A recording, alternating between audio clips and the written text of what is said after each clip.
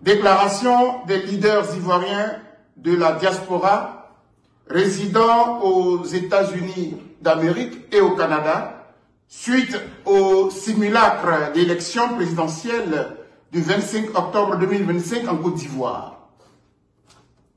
Considérant que ce qui s'est déroulé en République de Côte d'Ivoire le samedi 25 octobre 2025 ne peut aucunement être pris comme une élection démocratique selon les standards internationaux.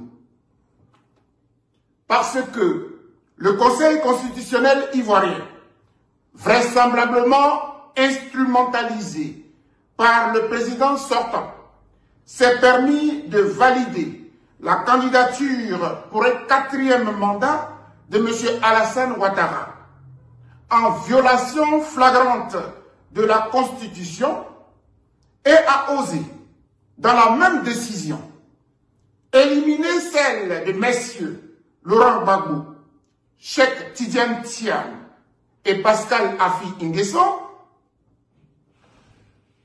vu que, pour réussir son braquage électoral, M. Alassane Ouattara et son régime ont procédé par la violence policière et militaire, en usant même d'armes à feu avec des balles réelles contre des populations non armées, mais déterminées à faire barrage au 4e mandat, ce qui a causé une vingtaine de morts en Côte d'Ivoire et de nombreux blessés, le massacre des villageois de Naïo, ainsi qu'un millier d'emprisonnés parmi les manifestants, relevant que l'erreur, soi-disant, survenue à la veille du scrutin dans le quotidien en ligne très réputé, Abidjan.net, a été révélatrice de la tricherie scandaleuse planifiée depuis longtemps par le pouvoir Ouattara,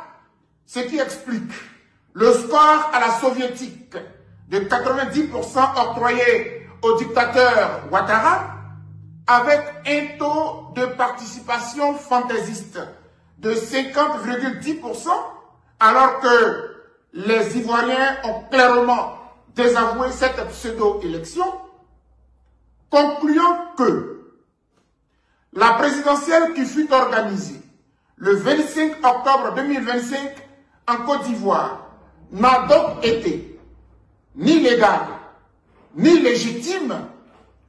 Nous, leaders ivoiriens de la diaspora, membres du mouvement Troseto, membres de la FIDO, membres de Grand Afrique, membres du PPACI, membres du PDCI RDA, membres de GPS, membres du FPI, membres du PHDTCI et membres du CACI. 1. Dénonçons à la face du monde ce nouveau coup de force de M. Alassane Ouattara visant à le maintenir à la tête de la Côte d'Ivoire jusqu'à sa mort. 2.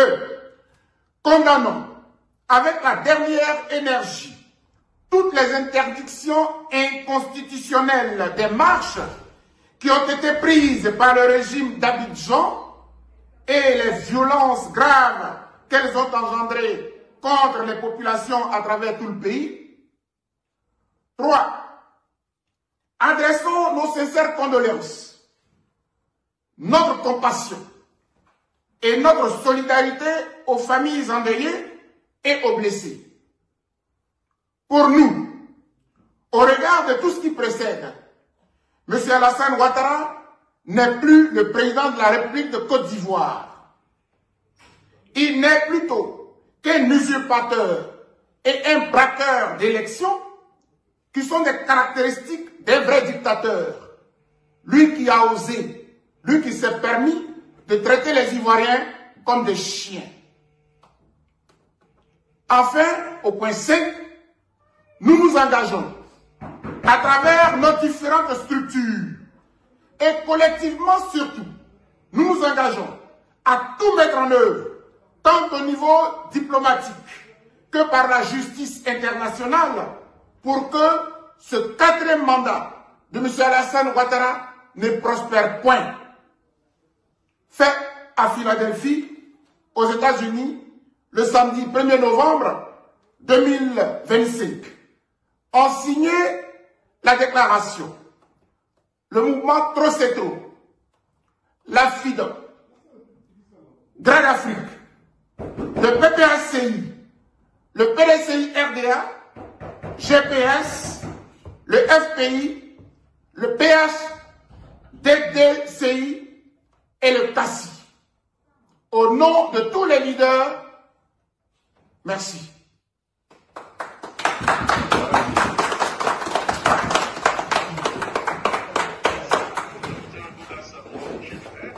Alors, je ne sais pas si après cette déclaration, les leaders politiques et nationaux avec vous veulent certainement faire un petit point, voilà, expliquer pourquoi ils ont décidé de rapporter donc les signatures et tout ça.